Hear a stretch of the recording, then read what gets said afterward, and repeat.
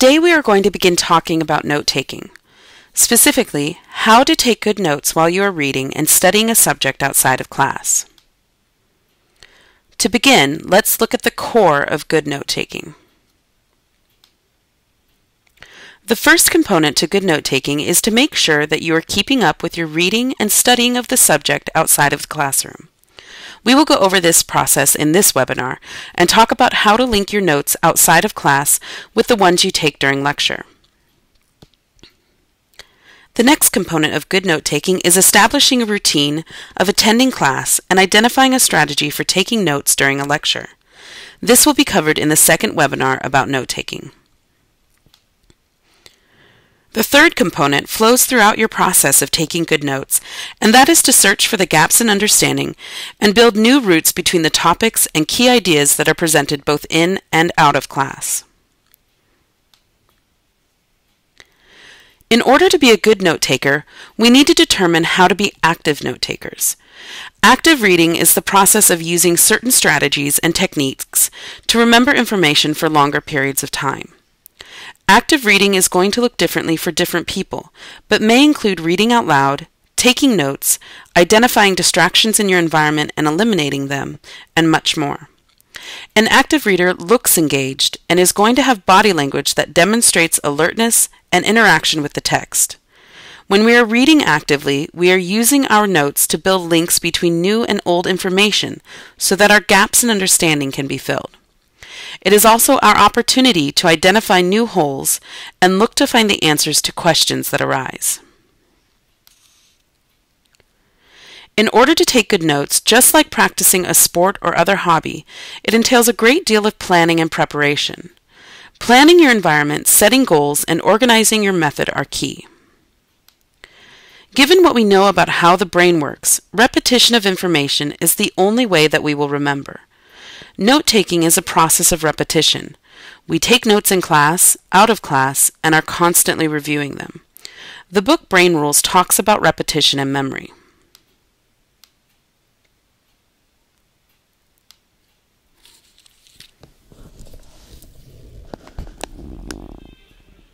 Hit me.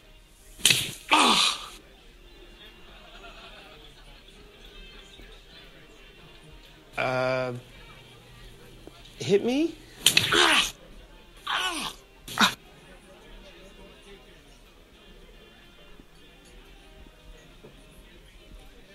Oh, I had forgotten about the brush the card thing.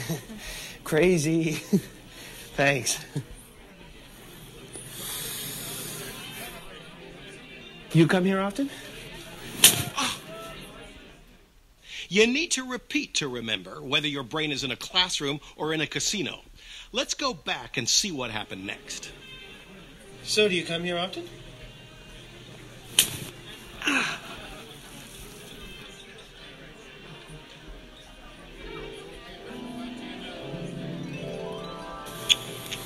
My name's Kate. My number's 719-4141. Call me. If you have lucky number 3584665, you are a winner. If you have lucky number 3584665, you are a winner. And we're still looking for our last winner, lucky number 2580248. Your brain can hold 7 pieces of factual information for about 30 seconds. If you don't repeat it, the information disappears. If you do repeat it within 30 seconds, the brain will now hold on to it for 1 or 2 hours.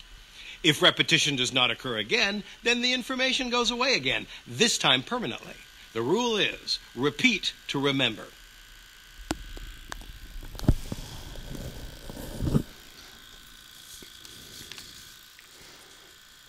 Repeat to remember. When information is presented, we have about 30 seconds to repeat that information at least once before we lose it, according to Brain Rules. Then we have 1 to 2 hours, and we need to repeat that information again before we will remember it for a longer time.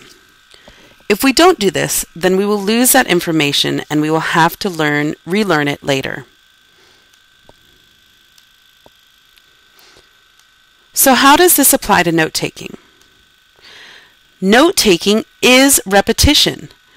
When we write the notes, read the notes, review the notes, and fill in the notes on a continuous basis, we are repeating that information. Notes are a living, breathing animal. If you are the type of student who leaves your notes alone until the day before the test, or who doesn't take notes while reading at all, then you risk having to relearn all the information again. Note-taking is repetition, and it's a time saver. Who wants to learn things over and over? So don't leave your notes alone, or studying will become a monster. To take truly effective notes, you need to have a strategy. The first thing you want to do is to be familiar with the topic that you're studying. You don't have to know it all, but survey your text to pull out anything familiar and to identify the topics that you will be reading about. If you are taking notes, this is a good time to write down some headers so you can start to organize your scribbles. And the most important thing is to make sure that you are managing your time so that you can read the information that the instructor is going over in class before you go to the class. If you do this, then you will be familiar with what the instructor is talking about, and it will be easier to follow what's going on. The next thing you should do before you read the text is to come up with some questions. You've just gone through the topics. Now identify what you already know and what you don't know about the subject. For some subjects, the don't know category will be larger, and this means you will take more notes while you're reading. Don't come up with yes or no questions. You want to make this process as active and engaging as possible. Rich information comes from open-ended questions such as how, why, and what questions. The next steps are to read, review, and recall. These 3 steps make up the bulk of the time you will be studying and reading outside of your class. Reading through the text is just that. Read! Take notes while you read, but don't rewrite the book. Identify the answers to the questions you came up with, and try to hone in on information that you don't understand, as well as key terms, dates, and concepts. The reading stage will take you the longest because you are trying to make sense of the topics to the best of your ability. Try reading aloud if you don't understand something, or look for ways that you can link the information you are reading to a previous experience. Focus on examples and ways to make the information as relevant to you as personally as you can. Reviewing the material comes directly after you have read. It doesn't matter if your reading and note-taking session has lasted 15 minutes or 2 hours. Reviewing the information is essential. In this step, you will look over your notes and try to identify gaps in your understanding. There may still be concepts you do not understand or need more clarification on. This is a great opportunity to write down questions you have to take to class and fill in these holes. This is also another way to repeat the information and make sure that you remember what you read. Finally, recalling the information is referring to the first few minutes before you go into your lecture. Just as an athlete will not start playing a game before warming up, you need to warm up your brain and prepare it for the time you spend in class taking notes and listening to your instructor. Spend a few minutes before class quizzing yourself on the topics that the instructor will go over and trying to answer the questions you came up with while you were surveying your text. This acts as preparation for class, repetition of the information, as well as great test preparation. This sounds like a lot of work, right? Well, that's because it is. Note-taking is not meant to be a convenience. It is meant to be a process of remembering information and achieving your highest potential in your classes. So make sure that you are organizing your notes and spending the time to repeat the information as much as possible. This will allow you to fill in the gaps you have in understanding regarding the subject and prepare you for the test.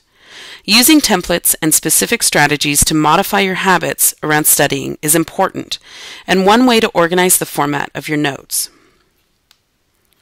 Use a method such as Cornell Notes. This is one way to do this, and we will go over this in the next webinar more in depth. Note-taking doesn't just begin with reading and studying outside of your classes. It begins with you identifying how committed you are to taking the best notes and learning the material. In the next webinar, we will talk about note-taking in class, specifically how to take your notes from your reading and combine them with your notes in class to come up with a method that will prepare you for your tests, but also help you learn the material and be a successful student.